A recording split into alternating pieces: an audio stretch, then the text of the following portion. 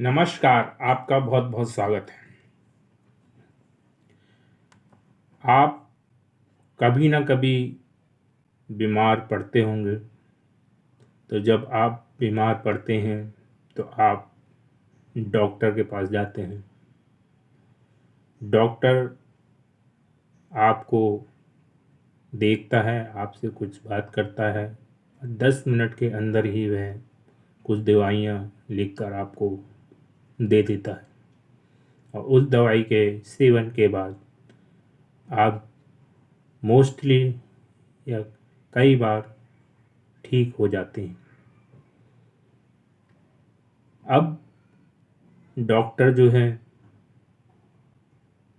डॉक्टरी करने के लिए अपने 7-8 साल लगा देता है। जैसे कि एमबीबीएस में ही 4-5 साल लग जाते हैं। 2 साल स्पेशलाइजेशन के लिए, यानी कि पढ़ाई में ही उसके 7-8 साल कोई तैयारी करता है। यानी कि अगर पीएचडी भी कर रहा है तो 7-8 साल नॉर्मली आप मान के चलिए। और फिर उसके बाद प्रैक्टिस करता है 2-3 साल। तब जाके आप जब उसके पास जाते हैं तो वह 10 मिनट के अंदर ही आपकी बीमारी को पहचान के उसका इलाज कर देता है। अब उस 10 मिनट में उसने जो 7-8 साल पढ़ाई करी है, दुनिया भर की किताबें पढ़ी हैं, तो वो सब तो इम्प्लीमेंट नहीं कर सकता 10 मिनट के अंदर। तो वो कैसे आपका सही इलाज कर देता है, जबकि उसकी इतनी किताबों में कई अलग अलग टाइप के साइंटिस्ट होंगे। किसी ने कुछ नियम बताया होगा, किसी ने कुछ लक्षण बताए होंगे। अगर वो सारे अप्लाई करने लगा तो वो तो सुबह से शाम तक, क्या महीनों तक आपके हर नियम लगा लगा के फिर जो है फाइनल रिजल्ट आपको फिर दवाई बताएगा। लेकिन वो 10 मिनट में ही आपका इलाज कर देता है और मोस्टली ज़्यादातर टाइम आप ठीक भी हो जाते हैं। तो ऐसा क्यों होता है? क्योंकि पढ़ाई उसका दिमाग को ओपन करती है, खुलवाती है कि क्या क्या चीज़ें होती हैं, क्या क्या फंक्शन होते हैं। और फिर जब वो इम्प्लीमेंट करने के लिए आता है तो कम से कम उसे एक्सपीरियंस चाहिए होता है। 2-3 साल प्रैक्टिस करता है, अप्लाई करता है, थोड़ा अपने अंदर कॉन्फिडेंस जगाता है कि इस चीज़ से ही होगा, तब जाके वो आपका इलाज कर पाता है। ये केवल मिनटों का खेल नहीं है, उसकी 8-10 साल की साधना होती है। और बाद में जब उसका लॉजिक, दिमाग और एक्सपीरियंस जब काम करता है तो 10 मिनट में ही आपका इलाज कर देता है। और आप कहेंगे कि मैं आपको ये क्या डॉक्टरी वाली बात बता रहा हूँ, लेकिन इसका जो मेरे आगे आने वाली चर्चा है उसका सीधा सीधा संबंध है। ऐसे ही हमारा ज्योतिष शास्त्र है और ज्योतिषी है। ज्योतिष शास्त्र भी बहुत लंबा चौड़ा है। कई ऋषि मुनियों ने इस पे शोध किया है और कई तरीके की विद्याएं भी हैं ज्योतिष में।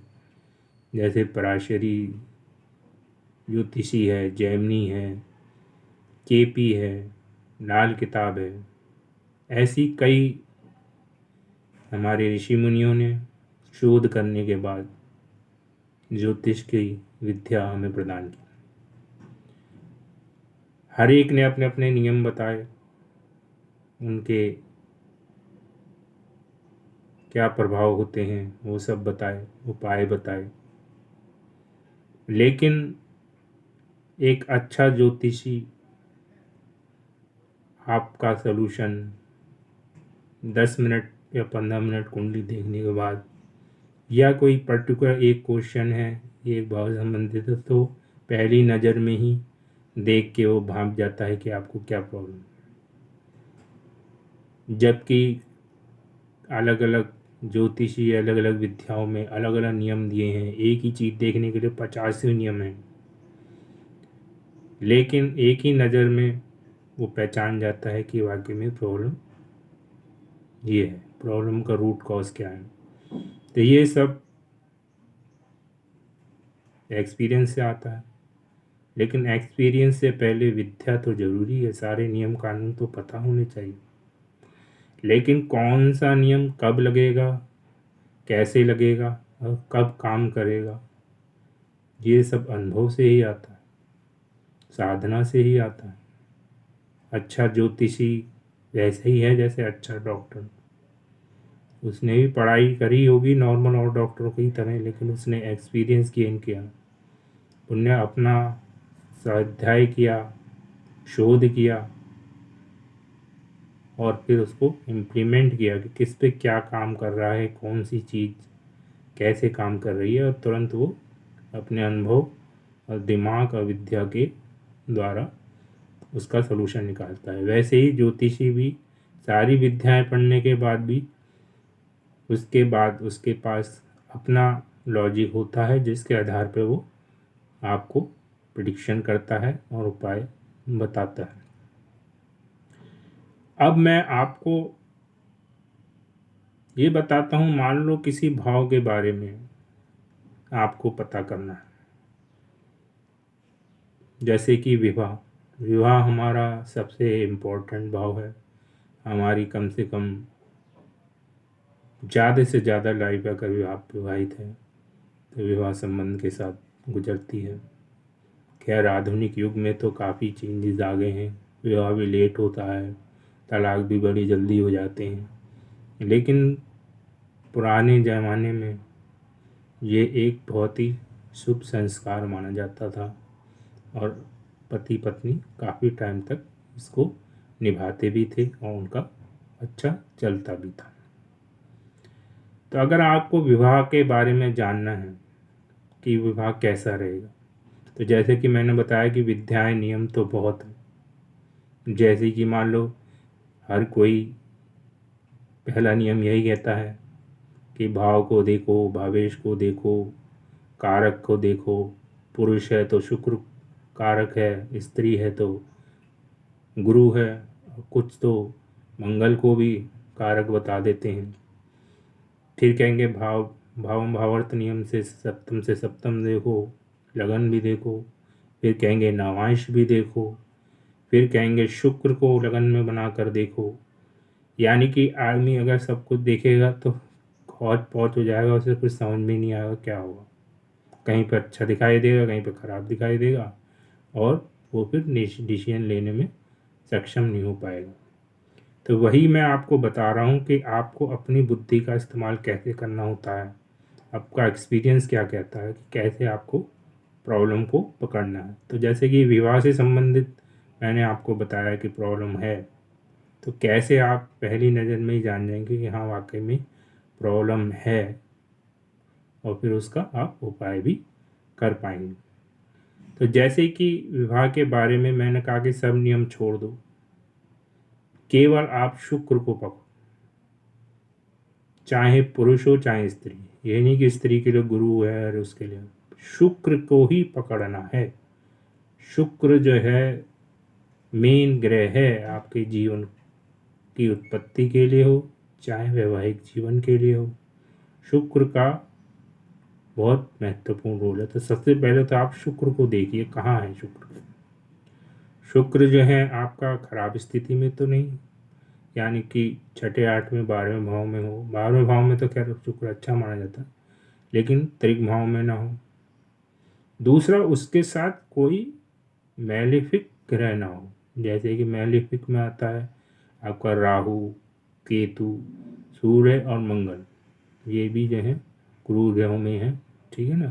तो राहु, केतु, सूर्य, मंगल शुक्र के साथ नहीं बैठे होने चाहिए, और ख़ास तौर से क्लोज डिग्री में नहीं होना चाहिए। तो शुक्र को आपको क्या देखना, एक तो खराब भाव में ना हो, त्रिक भाव में ना हो, ख़ास तौर से छठे और आठवें में ना हो।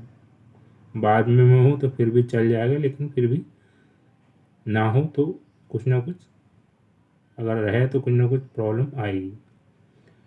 तो त्रिक भाव में ना हो, उसके साथ कोई ये चार ग्रह कोई ना बैठे हो, या इन चार ग्रहों की दृष्टि ना पड़ रही हो, या फिर इस शुक्र के अगले घर और पिछले घर।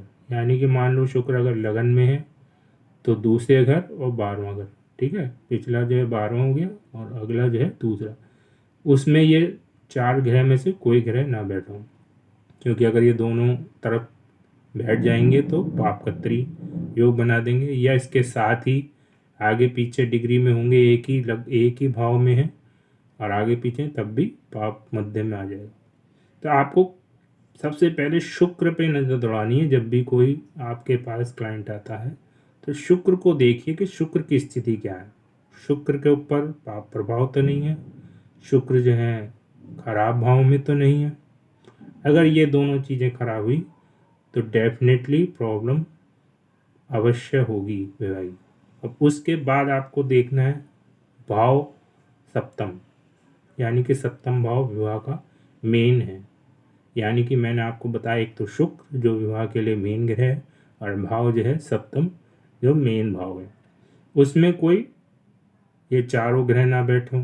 सूर्य, मंगल, राहु, केतु। सबसे बुरा मंगल माना जाता है, जैसे कि आपको पता है मंगल दोष होता है। लेकिन उसके अलावा भी शनि, राहु, केतु और सूर्य, मैं अभी शनि को कहना भूल गया था पहले, 4 के बजाय आप 5, शनि, राहु, सूर्य, मंगल और केतु।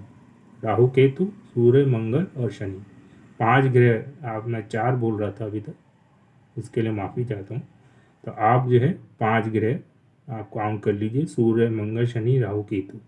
ये उस भाव में ना बैठो, ना ही दृष्टि डाल रहे हो, तो भाव भी इसका रिफ्लेक्टेड हो जाएगा।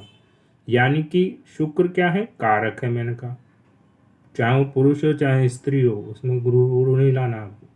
कारक क्या होता है, फॉर्चून होता है, यानी कि भाग्य होता है। जैसे कि लगन का 9वां भाव भाग्य होता है, वैसे ही कारक किसी भाव का भाग्य है। अगर भाग्य ही खराब हो गया तो जाहिर सी बात है कि आप लगन को क्या फ़ायदा, जब 9वां भाव ही खराब हो गया तो लगन को तो अच्छा नहीं हो प्राप्त होगा कुछ भी। वैसे ही अगर कारक शुक्र खराब हो गया और भाव भी खराब हो गए, तब तो दोनों ही लुटिया डूब गई ना। तो उसके अलावा आपको और कुछ देखने की ज़रूरत नहीं है, आप केवल शुक्र को पकड़िए, शुक्र पे कोई पाप प्रभाव ना हो, और भाव को देखिए उसमें कोई पापी ग्रह ना हो, सूर्य, मंगल, शनि, राहु, केतु। तो इतना आप देखिए, तो इसी से आपको पता चल जाएगा जिन ग्रहों से वे पीड़ित हो रहे हैं, भाव या शुक्र, उनके आप उपाय कीजिए, तो निश्चित ही आपको इसमें फ़ायदा मिलेगा, आपका वैवाहिक जीवन अच्छे तरीके से चलेगा। इस वीडियो में इतना ही। धन्यवाद।